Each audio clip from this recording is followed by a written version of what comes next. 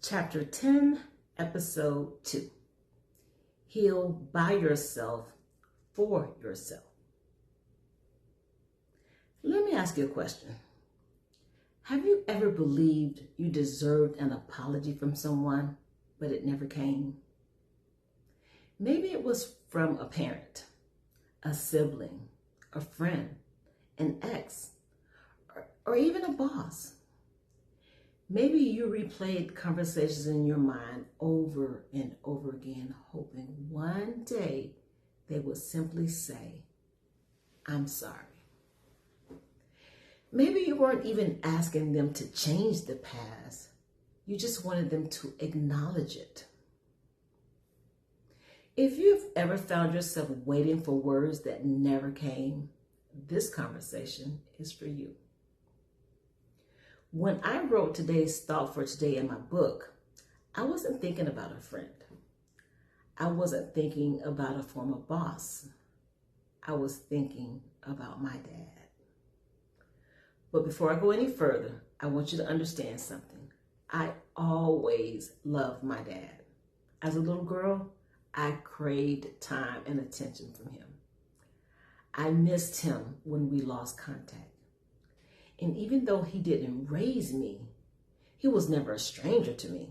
You see, he didn't raise me, but he was always around. But I just mostly had to go and find him. I loved him then, and I loved him until the day he died. That's important for you to know because this isn't a story that's rooted in resentment. It's a story that's rooted in love and unanswered questions. My mom and dad never married. Because of that, I didn't even have my dad's last name. I had the last name of the man my mom was married to prior to meeting my dad. As I got older, my dad and I lost contact for a lot of years. And years later, when we finally reconnected, I had tons of questions that had been sitting on my heart since I was a little girl. Why weren't you there for me? Where were you? Did you ever look for me? Did you ever wonder what it was like for me growing up without you? I wasn't looking for an argument. I wasn't trying to make him feel guilty either. I wasn't even trying to change the past. I just wanted him to acknowledge what I had experienced. Instead, the answers, they were always the same. It wasn't my fault. You and your mom moved away. Or, you were old enough, you could have just came and found me. He never accepted responsibility for all the years we had lost. And perhaps the hardest part of it all is he acted like nothing had ever happened, as like no time had even passed. And for a long time, I believed that if we could just have that one conversation, it could heal everything and I would just be fine.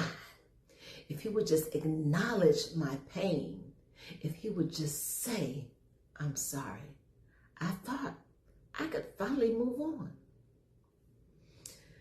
But life has a way of teaching us lessons we weren't even expecting. The older I got, the more I realized something.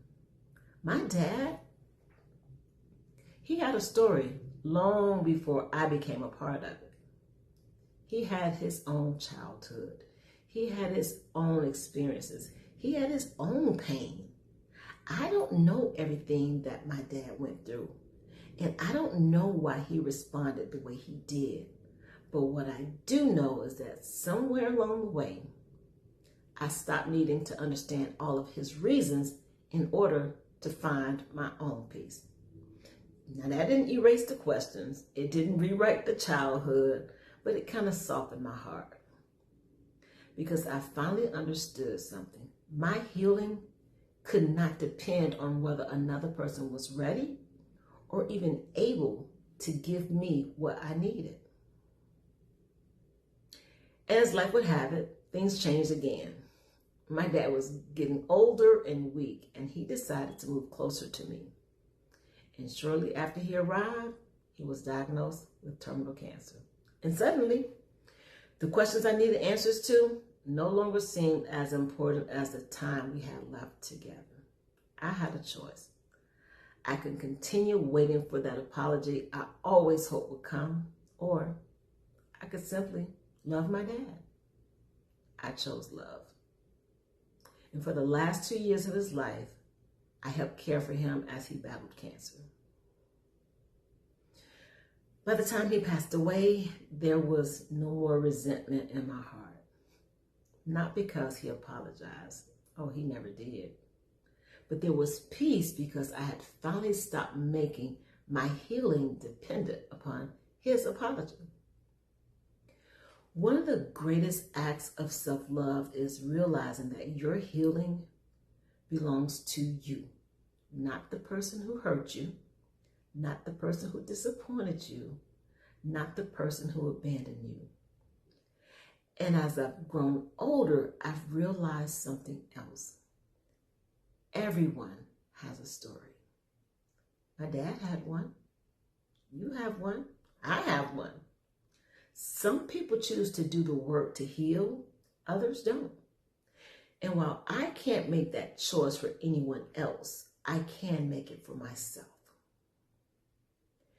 Just because someone else chooses to remain stuck doesn't mean that has to become my story. Your healing is yours to steer. If the apology comes one day, receive it with grace. But if it never comes, don't allow your life to remain on pause, waiting for words that may never be spoken. Your peace is too valuable for that. Because peace doesn't always come wrapped in someone else's apology.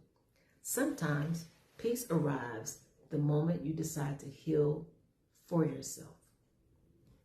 Thank you for spending a little time with me today. If this conversation spoke to your heart, I would love for you to subscribe and join me every Sunday for another Living Out Loud conversation. And until next Sunday, keep living out loud.